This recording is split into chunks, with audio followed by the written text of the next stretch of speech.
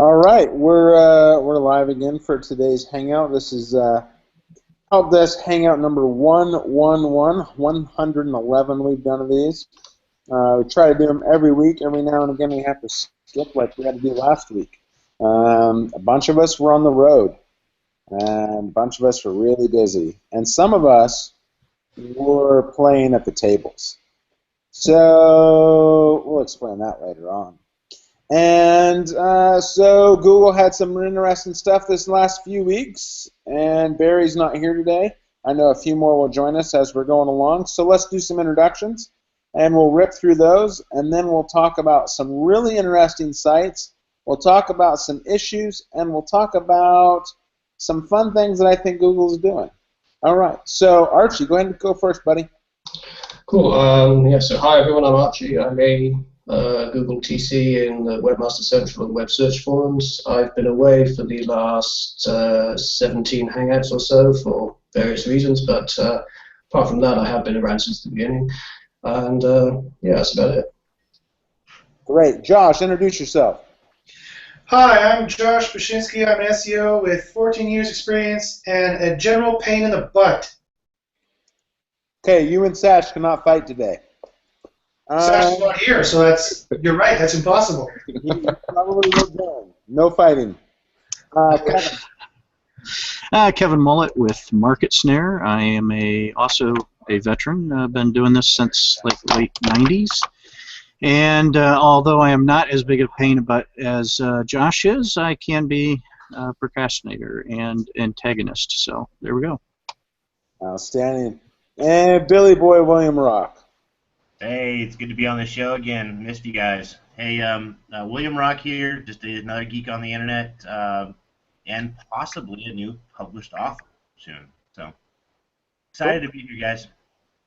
And Mr. Tables himself. What's up? How you doing? Wissam Dandan from Daytona, co-founder of Growth Gauge, and that's about it. All right. Wissam, did you actually win anything at the tables? Maybe. All right.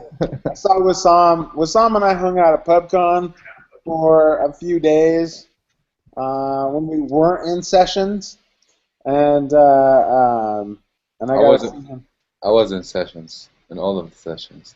You were. Yeah. And when we weren't in sessions, I got to see Wissam play his hand at the tables.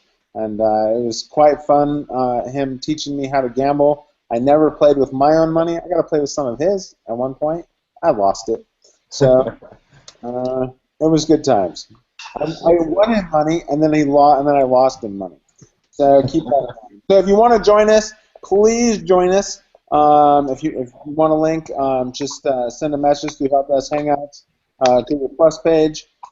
Saying you want a link to join. We already put one in there if you didn't see it. And please subscribe to us on YouTube. That way you get the video no matter what. If you're not able to join us, you get it right in your email inbox, and then you can watch it at your leisure and anytime you want. All right, so let's talk about something that I thought was really, really interesting this last week, and it kind of warmed my soul because I hate these guys. And that's top SEOs. Oh yeah. Oh yeah. Josh. Yes. It's time for you to talk. Hi. Top SEOs. What do you think about? I didn't actually read it. I just saw it. I mean, with a tweet. That's about it. I'm searching for it to actually read what happened. So yeah, they had the hammer. Yeah, in a nutshell, Kevin, you saw a little of that. So for the people who don't know, who are watching this, you want to give a little bit of color and context to that? I don't know that I have the inside scoop on that, but basically, I mean, it's another situation where Google has looked at it and says this does not adhere to our suggested best practices, our guidelines. Remember, it's not a term of service; it's a guideline. And since they have the gold, they make the rules on that. And the top SEOs has done several things that have drawn an ire from Google's eye. And so last week it finally came to a head, and they they got ripped out of the index basically. So I'm trying to find the article too to see what it was particularly for, but I mean there were several things. It wasn't just one thing, if I remember correctly. Who's got that up? I was getting ready to pull the link for us, but basically I'm looking at congratulations to Google at this point, because that was the most spammiest SEOs in the world on that list. So to see that go bye-bye, I'm happy. Yeah, and one of the things that they were doing was they were charging people money to be listed in their services at like $2,500 a month. They were doing all kinds of bad things. They would, if you paid the money, then they gave you a logo or a badge saying that you were the best SEO rated and all kinds of different things. It was really kind of flawed and spammy. And it so, was aggressive. It was they were very aggressive about it as well. Yeah. And so they're kind of like, they're not as bad as, I would say, the Better Business Bureau, which I have a beef against myself. But when you're paying for a service like that, I expect, I expect you to get an ad. I don't expect you to increase the quality score. And it's kind of like with Yelp and things like that. There's issues with Yelp and stuff, but I am glad that this site was removed. There was a site of another SEO that he had that badge on his website, and I actually made it a point of saying to Google, please remove this, please remove this. I brought it up numerous times to anybody I could at Google for the last like 4 months. And I don't think it was me that caused it. I don't think it was. I think it was hundreds of other factors, but I'm glad that Google finally did take action on this site, because as anything, as I'm going to use Josh's favorite word, the site was not ethical. Well, and let's remind people that it is not against their guidelines to be listed in a directory or to have to pay to be listed in a directory. It is all of the mechanics around what occurs when they are in that directory. So if they're appearing to pass rank, or that they're doing it, and it looks like the primary reason is that they're passing page rank, or that it's some kind of a link scheme, and there's a plethora of other little things as well. But it's not bad to just be in a directory, but certainly if it looks like it's a link scheme, and that's kind of the same thing, same thing that happened to my blog guest as well. Yeah, I think they're going with the same response, denial. The top SEOs is? Yeah. Yeah, they responded, and of course, we don't deserve to get hit, and we're just trying to provide a service, and I mean, they claim they didn't even get hit. Yeah. They claimed that they weren't banned. Which was hilarious. Yeah, I mean, you can't even find them. Their site's not even indexed anymore. Then they changed their domain like 3 times, and all 3 of those got de-indexed. Yeah, and then I think they've gone to another one, a 4th one, and I don't know if that one's still indexed or not. I haven't checked it since yesterday. So this would be a good thing, and I don't know if you checked it or any of you guys checked it, but did they 301 from their old domain? Did they use a different registrar? Did they move to a different host solution?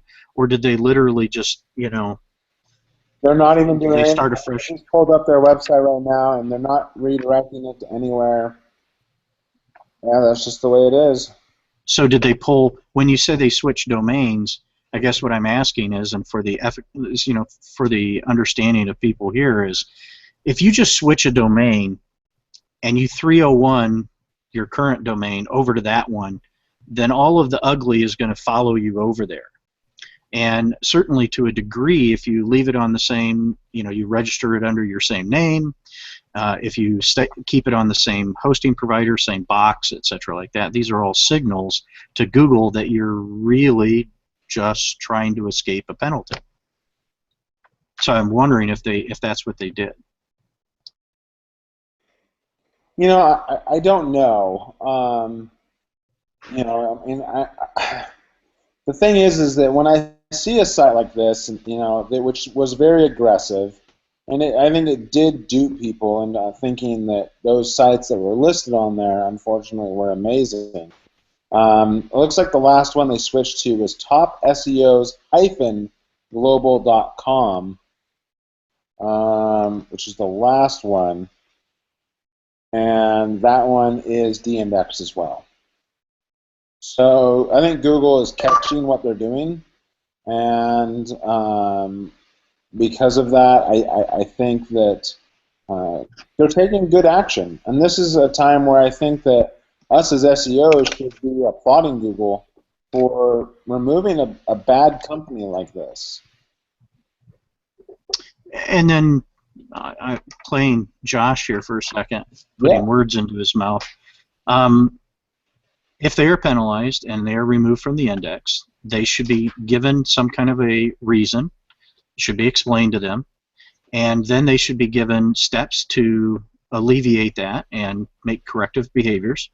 And then, in a timely fashion, they should be able to recover from that. And I would agree. And that I have no problem with. Wow, my work here is done. You all now you're just touting out my position without me even having to say it. This is perfect. I couldn't. Quiet, Josh. Quiet. So we don't need you anymore. Just sit there. Certificate. We need a certificate. Just sit there and look pretty. I'll call myself Top SEOs. I'll give you all a certificate that you're in this guideline, the Top SEOs guideline, and I don't know where I got this idea from. I heard it somewhere, I'm sure, but that's what I'll do. Yes. Don't worry. There's a guy out there. There's a website out there that does do certificates already. If I remember correctly, I think you pay $90 and you can take a test, and then you can be certified, which makes me laugh. I think it's SEOcertification.com, I think is what it is. And there's social media certifications, which is, again, you know, any kind of a certification is only going to be as good as the person that's put together the syllabus or the you know, the plan, the program, and so forth like that. So all of that can be relatively dubious in nature. Yeah. Well, I was having this debate with Terry Van Horn recently, and he argued, just to play devil's advocate, he argued that you can have a certification based on standards of a large enough group, that the large enough group votes on what the standards are going to be, and then that's the certification. I don't know, what do you guys think about that? Well, the problem with that is, and this touches a nerve for me because it speaks to the W3C. Yeah. And the problem is they were never a really legitimate governing body, and people are going to rail me for that. But the reason I say that they never really had an impact is because they never actually forced anything. They could not force Internet Explorer to actually adhere to standards. So it's not a standard if it's not being adhered to by, you know, the top players in the market. And unfortunately, for many, many, many years, Internet Explorer was the overwhelmingly the top browser, and it did not adhere to W3C standards. So it's not the standard. I mean, the standard is what you see happening. That's what a standard is. So at least in my opinion. So. Okay. So And rant. Yeah. No. So I think we're at a good point to move on to another subject. So let's talk about SMX East. Kevin and I were both there. I know I got to speak on Infinite Scroll, Ajax Load SEO, and I also spoke about another issue, and it was really funny. I know my topic was super, super technical, and a lot of people were going to go, like, woo, they weren't even going to get it. I knew that was going to happen, and I was okay with that. And then I gave, hey, a bonus tip, because I thought it would be kind of fun to always throw in a bonus one, right? Because I had nine tips to have Infinite Scroll SEO. and then I threw in a bonus tip. And I said, what's the fastest way to remove a page from your website? And I gave up 4 different options. I said you could 301 a page, you could 302 a page, you could 404 a page, or you could 410 a page. So I know Archie is looking at me with crazy eyes right now. So Archie, what would be the fastest way you would remove a page if you had to remove one? Let's see. I'd probably just use Google's removal tool if I wanted to remove a page quickly. If we're just talking about returning an HTTP response code, yes, it would be a 410 because that says the page is gone, and unlike a 404, which that can happen by accident, so Google might check that a few more times. But whereas with a 410, they'll generally remove it a lot quicker.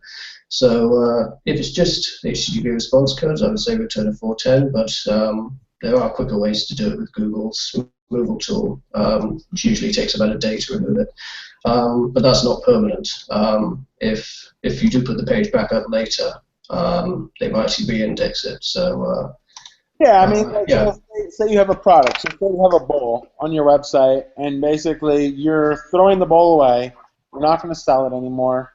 The easiest way to do it would be a 410. That's the easiest way to get rid of product. It was interesting, though, because sometimes you might want to 301 that page. Okay? Sometimes. Not all the time, but sometimes. Now, the best part was, and I said, okay, how many of you would 301 it?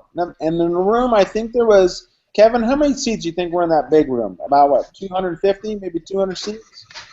Yeah, probably 250.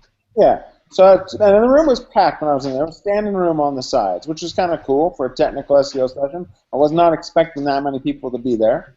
I really wasn't. I was sweating and I was sick, so it wasn't really a good combination for me. So the thing is that when that was in there, I said, okay, well, how many of you would 301 this? And I gave an example, and maybe about 50 hands went up. And I said, how many of you would 302 a page, thinking that I threw in a trick question and that no one would raise their hand. But yet about 20 people raised their hands. And I think that is a failure of the industry to help people understand what a good redirects are. Have any of you ever used a 302 redirect, ever? Yes, because in ASP.NET 1.0 and previous, Microsoft, that was the default handler for a 3.0 or for a redirect. A 302 was naturally served. You would have to, do other things to get it to be a 301. So yes, there are instances where that has occurred. There are sites that, believe it or not, can rank well even if they have 302s, even though that is not the correct and/or desired methodology to use. Wissam, you were going to say something.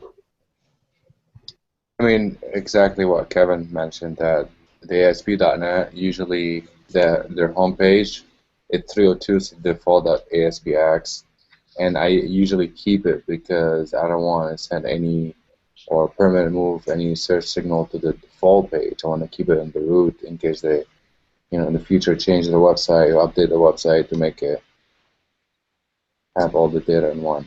So sometimes 302 do actually work for these kind of issues. And then let's talk about a 404. Is there times where you would want to use a 404 instead of a 410?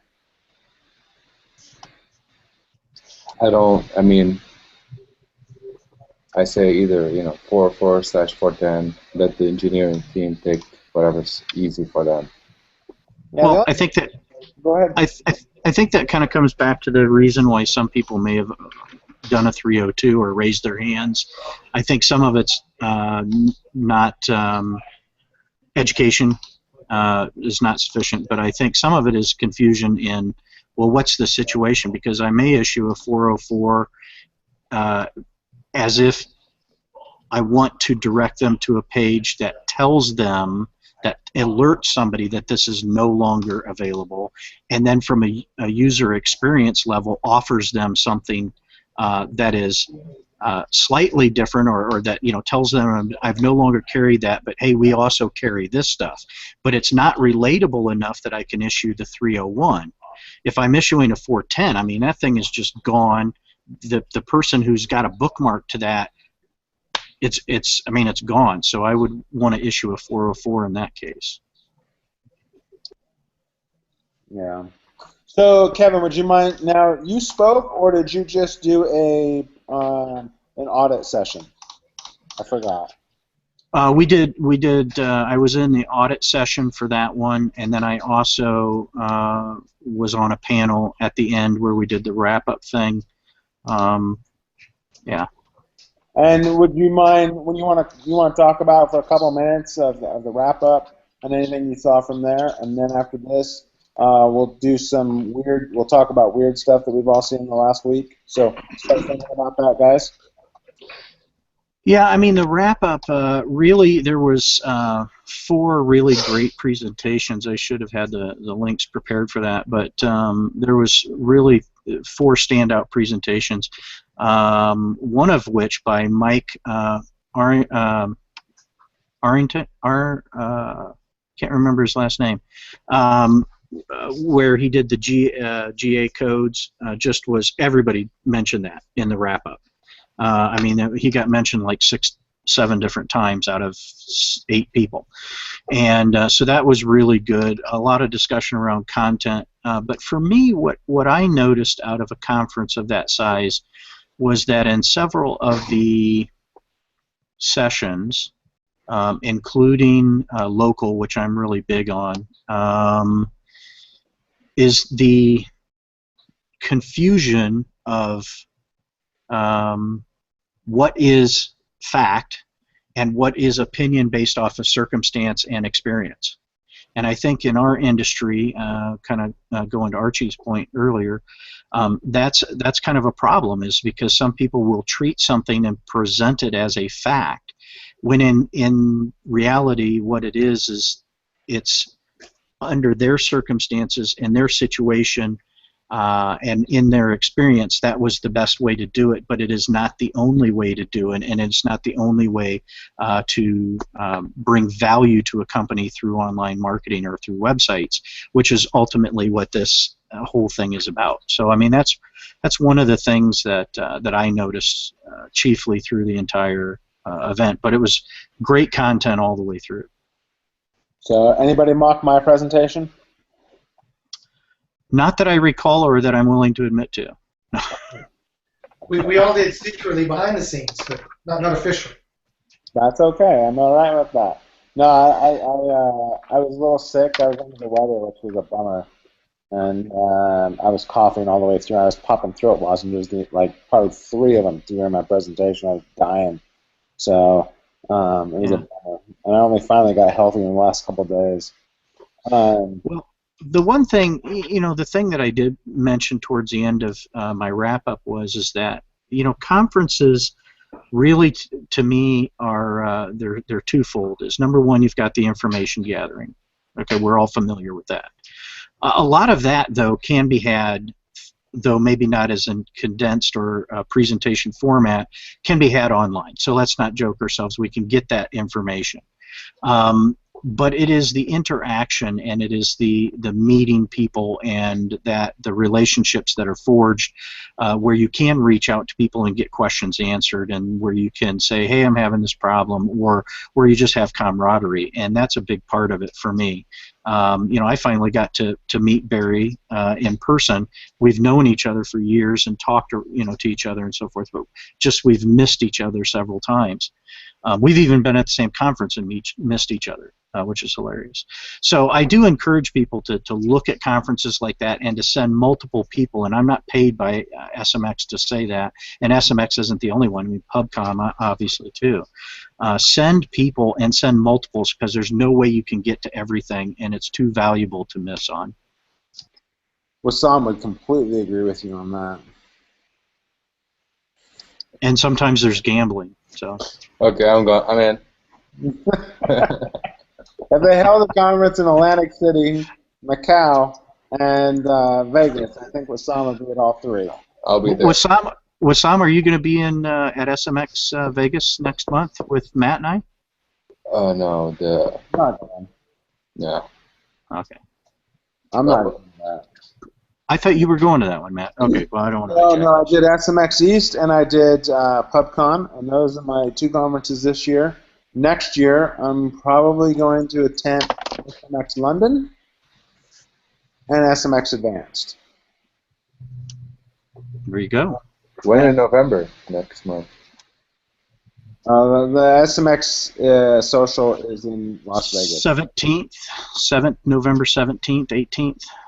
Oh, okay. I'll see I'm you doing super tools. I want to go to London so I can hang out with Archie and we can go and pal around and party like animals, and so that way I can see him interact with people. Well, I don't know, I am about 200 miles away from London, but I might make it. I will make it out to you. Okay.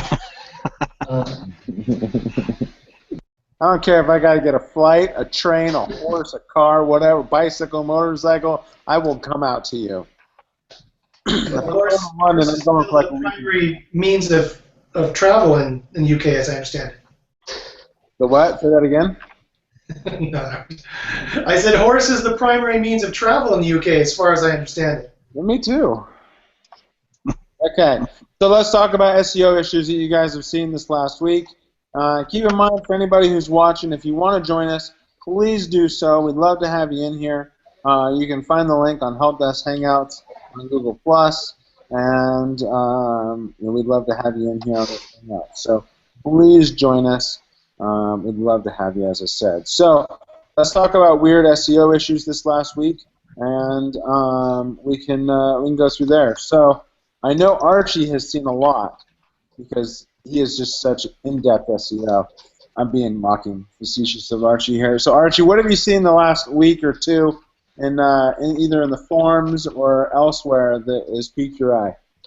Well, this isn't really SEO because I'm of course not an SEO, but the one interesting thing I saw was the I don't know if you saw that, the SSL vulnerability in the SSL version 3. Anyone read about that?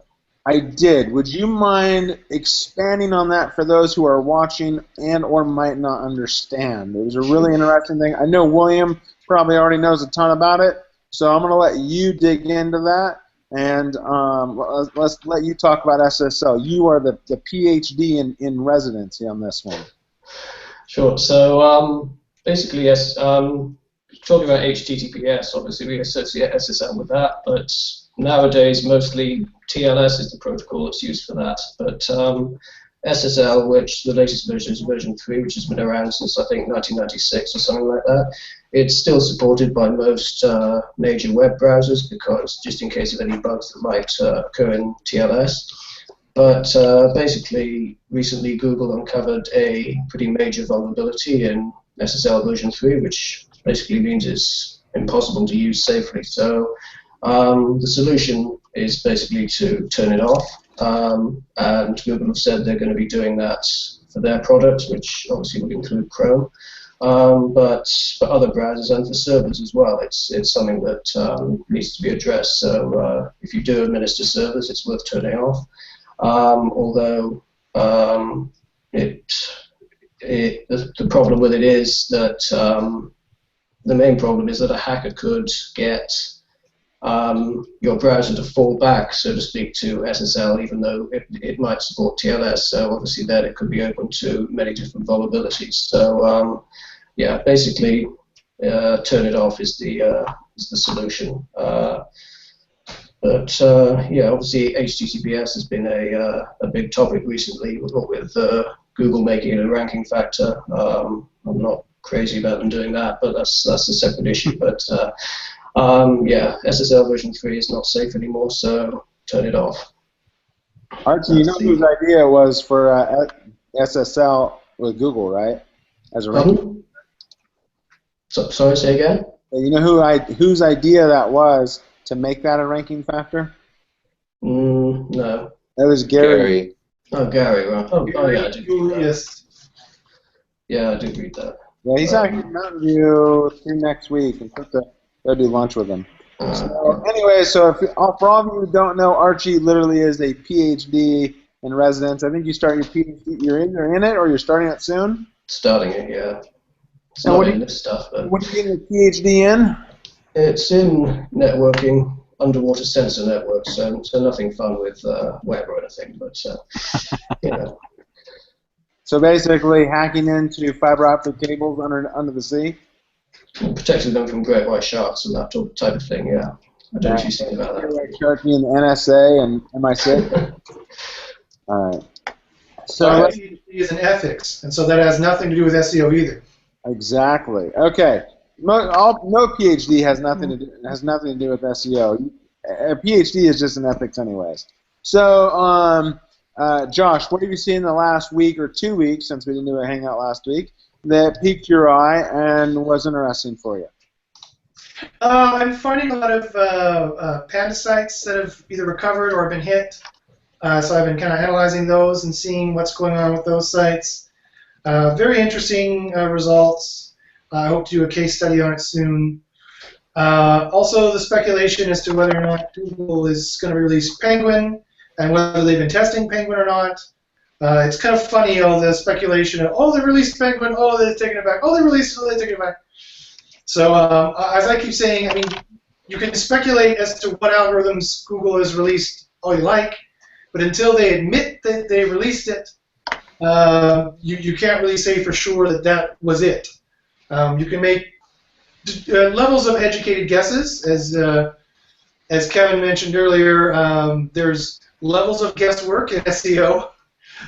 Some were guessing and some were evidence-based. But you can't really say you know for sure Penguin was released until Google says it is. And I do think we should note, both Matt and I forgot to mention that one of the Google representatives that was at this one and was in the Meet the SEOs and search engines was not as coy as we are accustomed to from Google. And he, Gary Isles. yeah, and basically, mentioned that if you had not already put in your disavow tool as of 2 weeks prior to that, which would have been 3 weeks ago, a little more, yeah, then it is too late to catch the first one. But he also had speculated or had mentioned that it would be rolling out very soon and was hinting around the next week or the week after. So I would already expect that it's impending. But the good news that came out of that, if aside from the fact that they are going to release this very soon, so they say, is that it will be iterative, much faster after this next one. So his point, Gary's point, was monthly is likely. Yeah. So okay. So let's Kevin, what have you seen in the last 2 weeks? Two things. Google got a change of address update finally on its the step-by-step. It got a step-by-step process that they actually implemented, which is kind of cool for people that are wanting to do a change of URL, change of address. So I think that's pretty cool. And the other thing that came out was the local search ranking factors that Moz released. Now, of course, we're kind of circling around the same theme all the way through here. Is some of those I buy into because it's what my experience shows and what we've seen. Some of it I think is complete nonsense. So it's unfortunate that we are left to decide what things that we should be focusing on. That being said, there is no one factor that is going to throw you to the top or tank you. So if you concentrate on building a good website, do the normal stuff, you could at least look through that and see some of the things that people agree upon. Okay. What do we got next? We got William. What have you seen the last week or two? Kevin, sorry, one second there, Matt. No, go ahead. Actually, I have to disagree with you there a little bit. I would usually agree and say that's a multiplicity of signals, yada, yada, yada. But really, it's whether or not you have an interesting website. Really, that is the one factor that's going to sink you or swim you, really. If you don't have an interesting website, you're going to rank for the basic terms that are local to your area. Well, really. This is the first time I'm going to have to agree with Josh. I hate this guy. Oh, good. Okay. Yeah. So, Well, go ahead. no, I think basically with what Josh just put out there is something that everybody out there in the industry is kind of facing with. Like, okay, so what do I do? You know, what do I do to actually make a good website for Google to rank me or think I'm authoritative? And I think it goes back to is really going back to building something quality, good quality content, not something spoofed and something just created and rehashed. But who are you? Tell me first. Even if I come from a Google Plus profile and I go, oh, I found you on Google Plus, but then I look at your website and it doesn't tell me anything about you. That's a bad signal. Okay, so two things here to clarify this. I don't think we're disagreeing as much as we may think because there's a lot of qualifiers here. Number one, a lot of websites are not trying to go for national and very competitive terms. They are trying to be local. Okay, so that is already going to be factored in. Number two is how many websites do you see on a daily basis that are complete and utter crap that rank? Okay, and how many websites do you see that are really high quality that don't rank?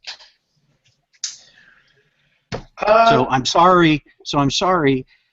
When I still see this is a WordPress website or welcome to your WordPress website ranking number 3 for local terms, okay, then the just write good content or just build things doesn't fly with me. Kevin. What I absolutely will say is good SEO won't fix your bad content, but if you're not doing SEO, you're leaving visibility on the table that you would otherwise get.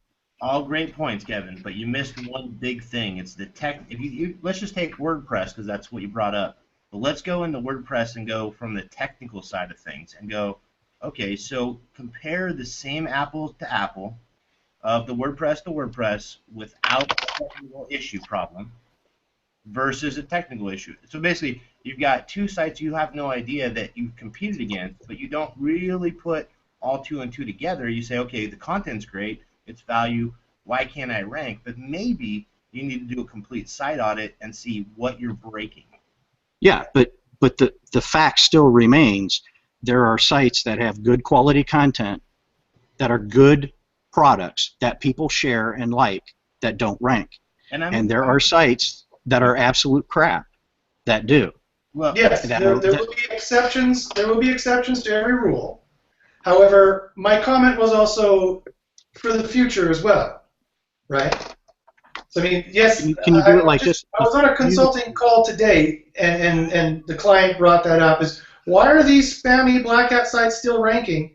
My answer was, well, even if they're ranking now, it doesn't mean they're going to be ranking next month or the month after that. So sure, but we've heard that for years, and I'm not talking about spam. I'm just talking about the premise that you can just write good content or just build something interesting, and that's enough. And I patently, I just, again, so here we have all very good professionals here that are dancing around one premise, and my experience flat does not adhere to that thought process. Well, you definitely need to promote the interesting content. I mean, that really helps, obviously, if you have someone promoting your interesting content. Yeah, I mean, we were talking about inane ways of boiling SEO down into one thing, and I said, well, making interesting content is probably not that bad of an inane thing to boil all of SEO down to.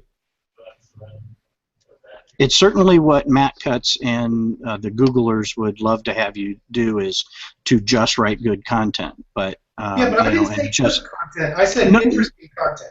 Because interesting, the adjective interesting has different connotations. If it's interesting, that means people are sharing it. Good is completely subjective.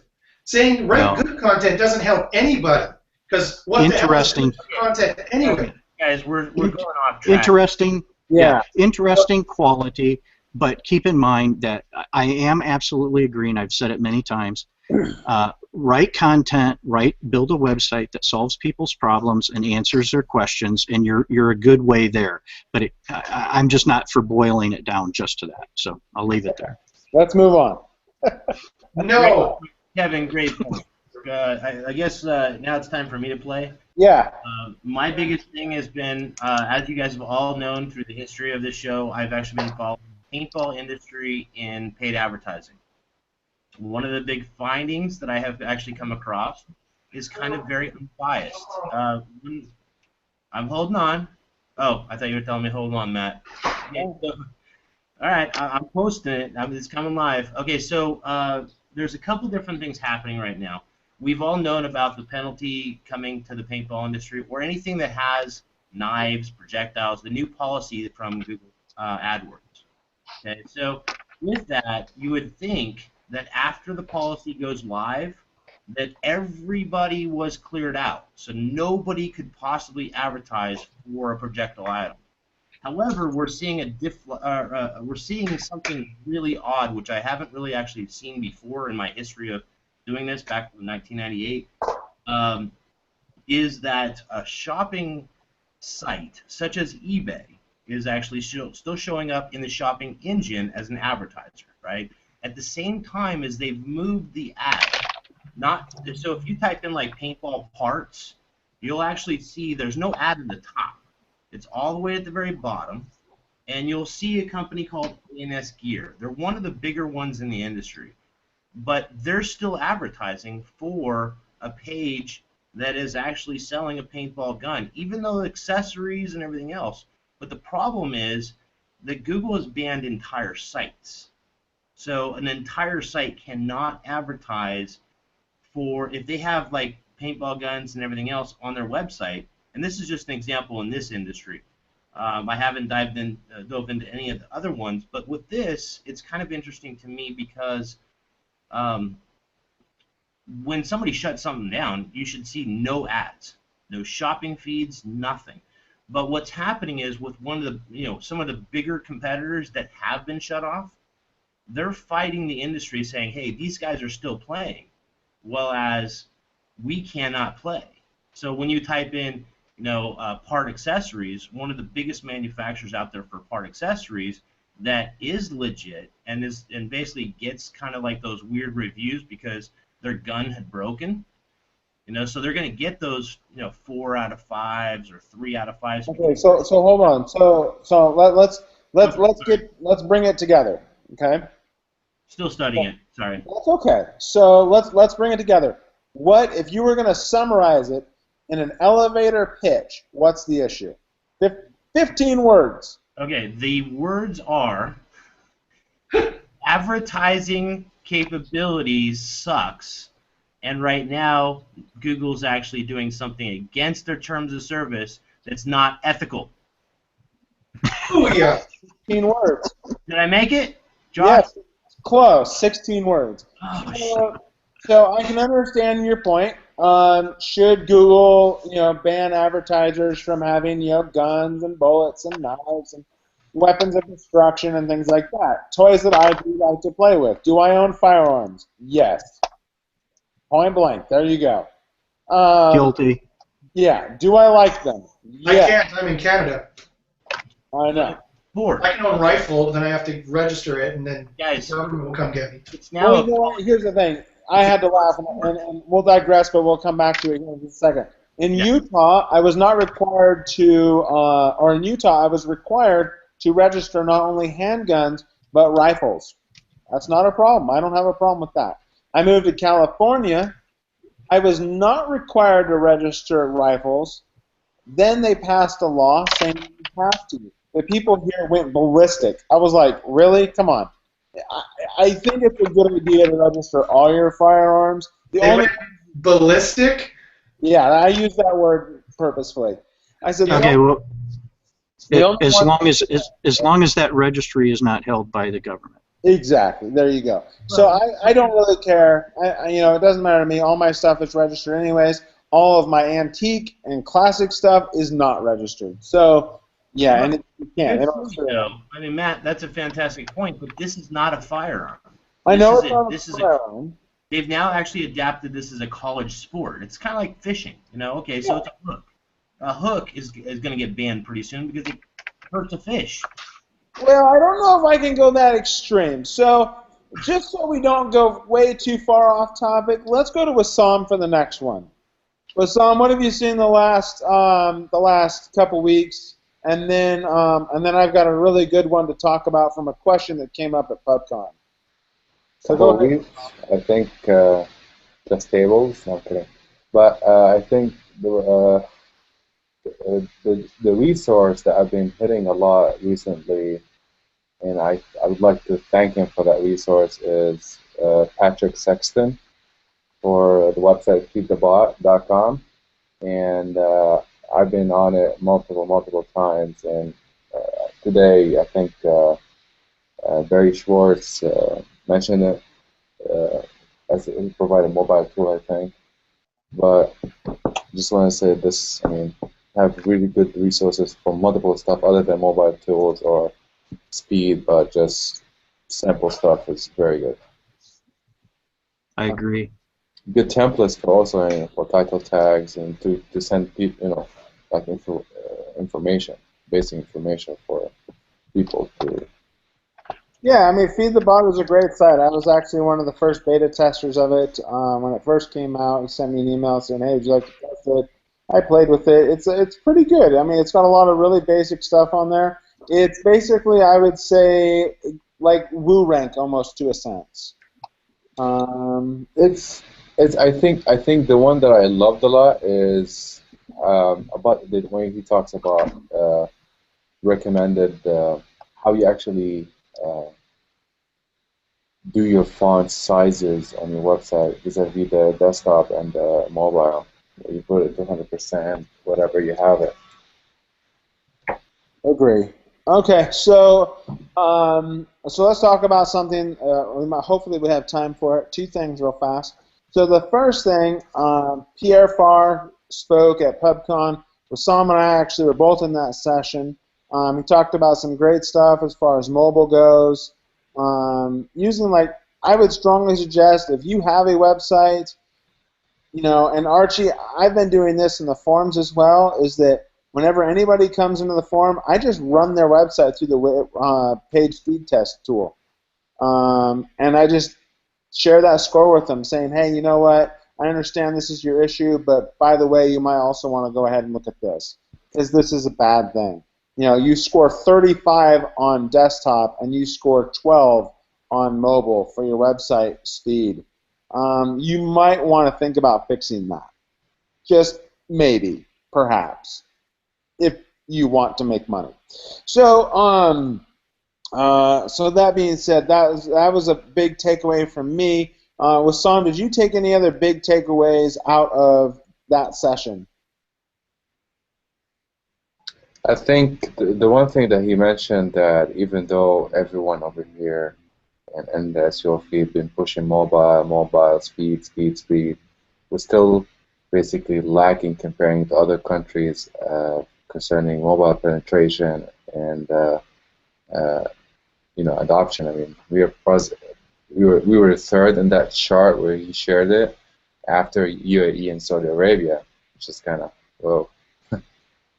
Yeah, I mean, and that's the thing. I mean, the way I look at it, even if you're not developing for sites, outside of the U.S., everybody in the U.S. is like all about 3G, right?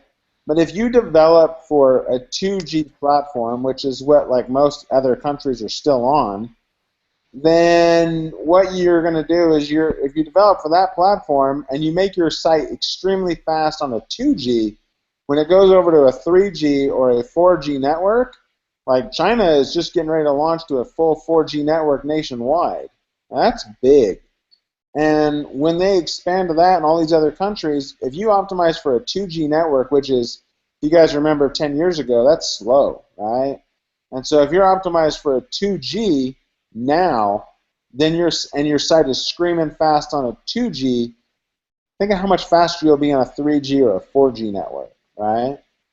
So you might want to think about that as far as developers go. I know Archie with his underwater sea cable, he's going to want websites to be extremely screaming fast. He's not going to want them slow because they're going to get caught.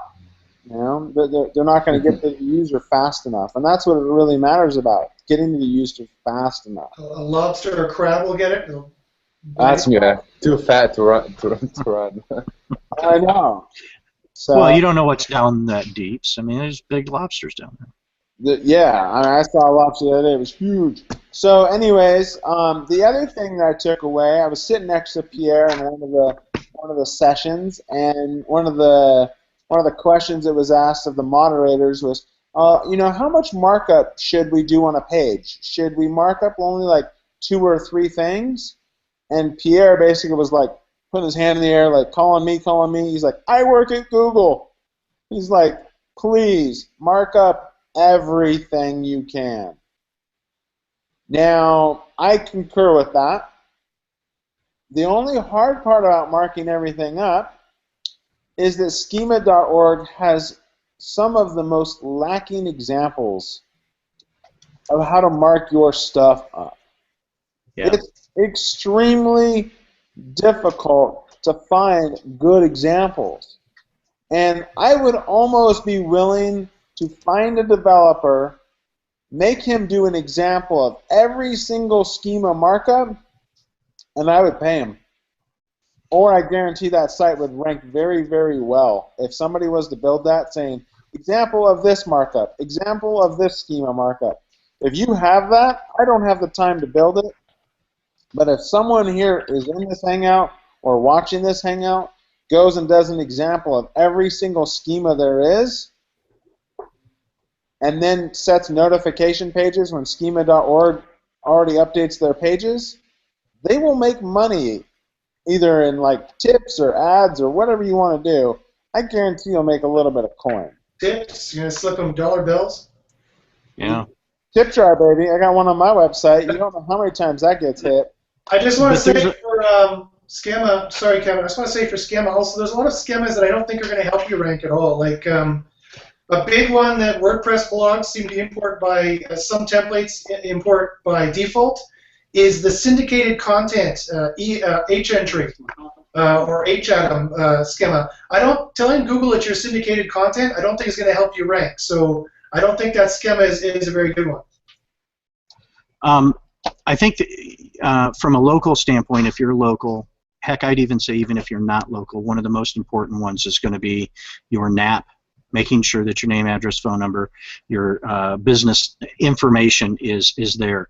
I have to run, but I will say one of the problems that we see with schema at scale from a CMS developer standpoint and from a deployment to mass amounts of client standpoint is you can add all of that stuff in, and there's some of it that you can add in by default, but the problem is it's like filling out contact request forms. The more fields that you put in front of a client that they have to fill in while they are creating their content, the less likely they are to do any of them well. So while I would love to see a lot of schema markup, you really have to be careful what you're presenting to the client, and really highlight the ones that are going to add the most value first, and that will be displayed first. So anyway, I got the SEO team. See you later. See you later. Thanks, guys. See you. So with that, I mean, schema has I think improved in a lot of different aspects. There's a lot of people that implement it incorrectly. I'm actually working on a site right now where they implemented schema, but they implemented it across every page of the website. And for any of us here who have actually implemented schema, you know that you should not implement it on every page of your website. Navigational pages are kind of like a no-no. Josh, have you seen sites do that on navigational site pages? It's just a waste of time. It's a waste of effort. And that's one thing that I've seen lately that kind of boggles my mind.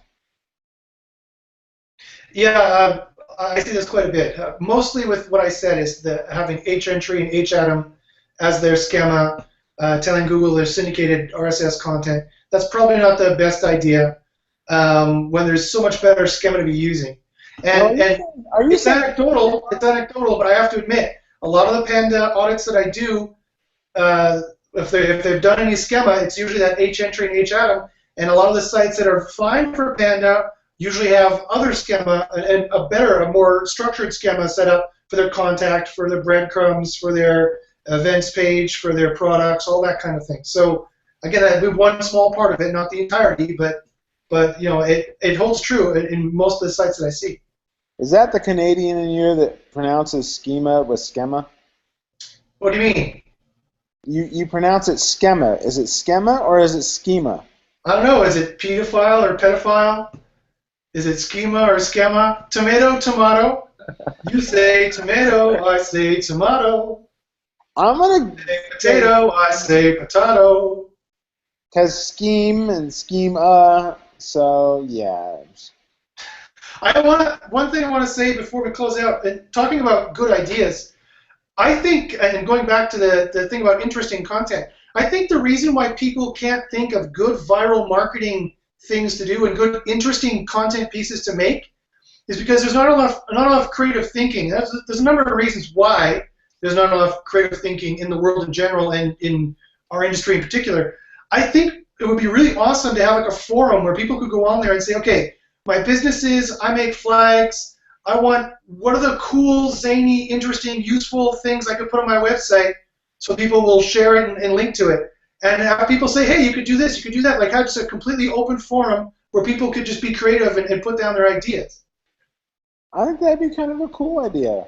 Or what about doing this with this Hangout? What about saying, okay, we're going to do creative, white hat, viral marketing, link bait ideas. Bring us your sites, and we're going to round robin just throw out ideas of what we think you could do to make killer content for your site, or what kind of contest you could run, or what kind of viral marketing you could do. How about we plan that for November 7th? November 7th, I'll be presenting at a conference. Okay, how about we do it for Halloween, October 31st? That is wonderful. Okay, so it's a creative holiday already. So tell you what, you can host that day. Okay. And we will make it epically awesome, and we'll get everybody here to promote it, and we'll see, hey, and we just got to get people to submit their websites and stuff, all that type of stuff. Yeah, so we'll put their websites in the Q&A, and if they can give us any demographic information, like any demographic information at all, just really short, they don't have to give us a paragraph, and then we can say, okay, great, here's a site. Here's their demographic. What are all the cool, creative ideas we can think for viral marketing and for killer content for these guys? Okay. Yeah, sounds good.